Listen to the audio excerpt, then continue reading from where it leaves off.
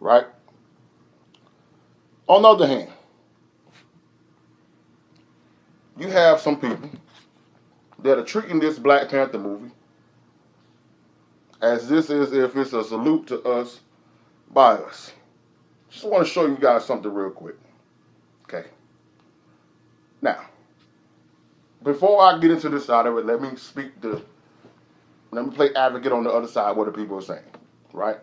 People saying that in all the movies, so many movies, we're always represented as drug dealers and drug addicts and pimps and hustlers and hoes and all these things. So it's about time that we are being presented as something royalty and something good. That's understandable, right? That's cool. But this is the problem that I have with that rhetoric, that stance. The same man that's playing Black Panther last year this time was playing Thurgood Marshall. Where was the the outspoken, the drive to go out and go support that movie? Thurgood Marshall was a real African American person, right? Okay, the same guy that played playing Black Panther played Thurgood Marshall, and I didn't see this social media wave of going out and support that movie, right? Secondly, just let me put this out here for you. Okay? Just want to make sure this is clear because I think this is a misunderstanding here when it comes to our people. Okay? This guy right here, his name is Spike Lee. You see that? That's Spike Lee. Everybody can see that? Okay?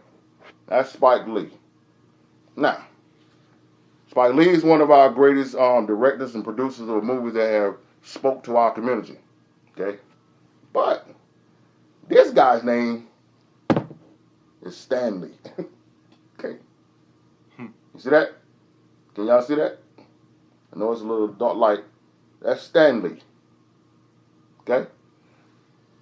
Maybe you heard the word Lee. Okay? And you got a little excited. And you thought that it was Spike Lee that was making the Black Panther Party movie. But it's not. It's Stan Lee. Okay? So when you're going to watch the Black Panther movie, you're not supporting our people. You're supporting this guy. Okay? And he's made billions of dollars. Okay? Billions of dollars off the Marvel Comics. Okay? I just wanted to put that out there just because I know some of you might have heard Lee and you might have said, hey, you know, hey, Spike Lee dropping the Black Panther movie, and you might have thought that, but I just wanted to make it clear that it wasn't Spike Lee, Stan Lee, okay? All right? So, am I telling you not to go see the Black Panther movie? Of course not, because we're going to watch it, okay? The movie's hot, okay? When we seen Civil War, Captain America Civil War, and we seen the Black Panthers finally get this movie, it was like, yeah, don't go check it out. But for our people to consider this as a empowerment for our people, it's ludicrous and it's straight out ridiculous. Okay? Because meanwhile, while our people are arguing and sitting out here debating on social media about Black Panther Party and what it means to our community, the Gentiles in Edom and the Jewish people are continuing to rob us of our identity with the movie Samson by putting a white man playing Samson. Where's the uproar with that? That's a real person. Black Panther is a fictional character, and you want to hold that dear, but yet you don't want to fight for who you really were, which is Samson in the Bible? That's the delusion that's going on with our people.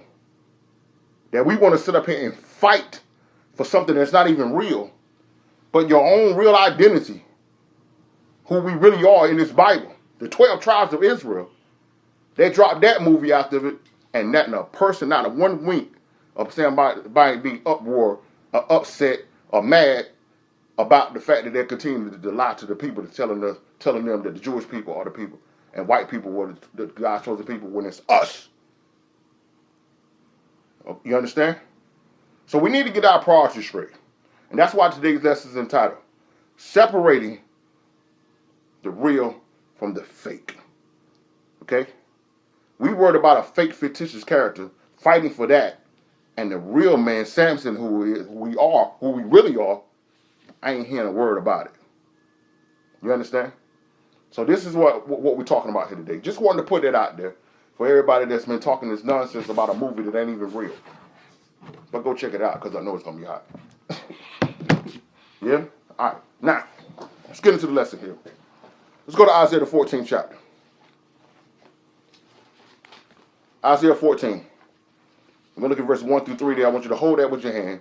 And we're going to get Jeremiah 16, verses 19 through 21. Now, so, having said all of that, with these so-called evangelical Christians who are always finding a reason to attack our community, but they say they love Jesus, right? And with everything that's going on in the community, everything that's going on TV, with the protests and this and that, this country is trying to make our people, make the people be at each other's neck. Okay, and we're going to deal with that in the precept later on. But I wanted to put that out here today, initially when we get started, that your enemy is not the white man. Okay, we need to get off of that. That black-white paradigm that America has created is created so the enemy can destroy both of us. You understand? So just because there are some delusional people that are Esau that don't know who they are and constantly attacking us, we need to let the Most High deal with that. We're going to show you in these two precepts what's about to happen in the coming days. So we're going to show you these precepts here so that you don't even have to be looking at Esau, who America calls white man. You need to be focusing on looking inside and separating the real from the fake. You understand? Now, Isaiah the 14th chapter. Let's look at verse 1 through 3 there. Jake, give me verse 1. For the Lord will have mercy on Jacob. For the Lord will have mercy on the Jewish people. For the Lord will have mercy on Jacob. For the Lord will have mercy on the Christians. For the Lord will have mercy on Jacob. On the Americans. For the Lord will have mercy on Jacob. Uh-huh. And will yet choose Israel. Will choose the Jewish people. And will yet choose Israel. Will choose the Baptists. Choose Israel. The Amzines. Choose Israel. The Muslims. Choose Israel. Uh-huh.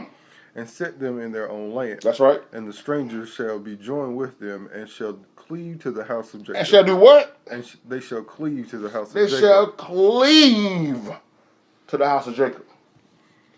You see, the more our people begin to wake up, the more our people begin to come back to the understanding of who we are, that we're not black, that we're not African American, the Gentiles are going to begin to see the real Christ in us. You understand? And we're going to talk about this later on, and we're going to show you that Christ has said that in these last days is when the real gospel is going to be preached. It's going to be preached by the Israelites, because the Israelites were the one who was in charge with spreading the gospel in the first place, not the Gentiles. You understand? This is why Paul told them in Romans 11 chapter, never boast against the natural branches. What we see today is boasting against the natural branches, the true Israelites, right? Now it got to the point now that Esau has completely robbed us of our identity and our heritage and have the whole world to believe that they are the people, right? But yet you see here that the Most High said that the day is going to come that when we, the true Israelites, return to the land by the Most High, not by the United Nations, not by England and America, you understand? But when the Most High delivers us to the land in the same way that he did our people went back in Egypt, right? The Gentiles are going to begin to cleave to Jacob. So the same people that was lying on you, the same people that was hating you, the same people that didn't have anything good to say to you are going to see you, and they're going to know that their blessings in you. You understand? Verse 2. And the people shall take them and bring them to their place. And the house of Israel shall possess them in the land of the Lord. He's going to do what? Shall possess them in the land of the Lord for servants and handmaids, and they shall take them captive, whose captives they were, and they shall rule over their oppressors. You understand? So, all this of us being on the bottom is coming to an end. You understand? Now the roles are going to be switched. This is why it says in 2nd Ezra, the 6th chapter, that Esau is the end of the world. Jacob is the beginning of the new to come. You understand? So now the same people that oppressed us will be our servants. And I want you to understand that this is not talking about what went down in America with people out on plantations and getting whipped and beat. No, we're righteous people. We don't walk like that. You understand? So I don't want you to misunderstand what is being said here. That's not how it's going to be in the kingdom, because Christ will be ruling in the kingdom. And there ain't going to be none of that nonsense going on. But us, the Israel, will be the kingdom that will be ruling, and the Gentiles will serve us. Verse 3. And it shall come to pass in the day that the Lord shall give thee rest from thy sorrow, and from thy fear, and from thy hard bondage wherein thou was made to serve. Okay, so now, we took you here to this precept so you can understand. You don't need to be worried about Gentiles. You don't need to be worried about what America called the white man. We need to be focusing on us, focusing on our community, looking inside of ourselves, and separating the real from the fake. Because once we get on one accord, once we get back to the Most High, once we begin to follow the law, statutes, and commandments of the Most High, the Gentiles are going to come to us, and they're going to be wanting to be connected to us. You understand? Let's go to Jeremiah 16. You're going to see it again. Jeremiah is going to prophesy this as well. Jeremiah 16, verse 19 to 21. Jeremiah 16. And for those who just coming on with it, today's lesson is entitled Separating the Real from the Fake. Now, Jeremiah 16, give me verse 19 there. O Lord, my strength and my fortress, and my refuge in the day of affliction. The Gentiles shall come unto thee from the ends of the earth, and shall say, Surely our father have inherited lies, vanity and things wherein there was no profit. Read that last part from again. Surely our fathers have inherited lies. Surely our fathers have inherited lies. Shabbat shalom, bro. Good seeing you on with us today. You see what they're saying here? Read it for them again. Surely our fathers have inherited lies. Surely our fathers have inherited lies. This is what the Gentiles are going to tell to the Most High. They're going to come to him and say, listen, we thought the Jewish people were the people. We thought that we were supposed to treat them that way. We thought we were better. We thought. They're going to realize that their fathers inherited lies. And they lived a lie the whole time, looking at us as if we were nothing. The so-called black man, the so-called African-American man, the so-called Mexican, the so-called Jamaican, the so-called Puerto Rican, the so-called Indian, the so-called people of Central and South America, the people of West and South Africa, the Aborigines of Australia, the people of the South Seas, the Hawaiians, the Samoans, the people of the Fiji Islands. You understand? They were looked at as nothing. You call them minorities. You understand? But they're going to say, surely what? Surely our fathers have inherited lies, vanity and things where there is no profit. Shall a man make gods unto himself, and they are no gods? So that's another part they're going to realize, is that the Gentiles the whole time have been serving all these fallen gods, and not the true God. And I just need to put this out here, and I know this is going to sting, but I need to say it. Many of these so-called Christians, the so-called Baptists and denominations, they're calling Jesus to be God, and he's not. Okay? Read that verse 24 again. Shall a man make gods unto himself, and they are no gods? You hear that? And so many people are going to be worshiping gods and not the true Most High God. And they're going to realize that. They're going to come to it. It's going to come clear as they begin to see Israel, the true Israelites, come back into the fold. And when we begin to follow the true Most High, Ahaya, the great I am, the am that I am that's in English, that's when the Gentiles are going to realize, yo, we've been following false, fake gods. We have inherited lies. Verse 21. Therefore, behold, I will this once cause them to know. I will cause them to know mine hand and my might, and they shall know that my name is the Lord. You hear that? And this is when the Most High is going to begin to reveal to them as they humble themselves and submit themselves unto the true Israelites. That's when they're going to know who the true Most High is. So we're giving you this today so you can stop falling for the lies of social media. Stop falling for the lies that the TV is trying to promote, because they want you to be fighting white people. They want you to be mad at white people. They want you to be looking at everybody else instead of looking at ourselves. We are the enemy. The enemy is in us. Anything that is not of Christ, anything that is not of the word of the Most High God that's inside of us, That's the things that we need to be focused on. Separating the real from the fake. You understand? Now, let's go to Isaiah 1. So now that we see that the Gentiles are not the problem, now that we see the so-called white man is not the problem, let's find out what the problem is. Isaiah 1.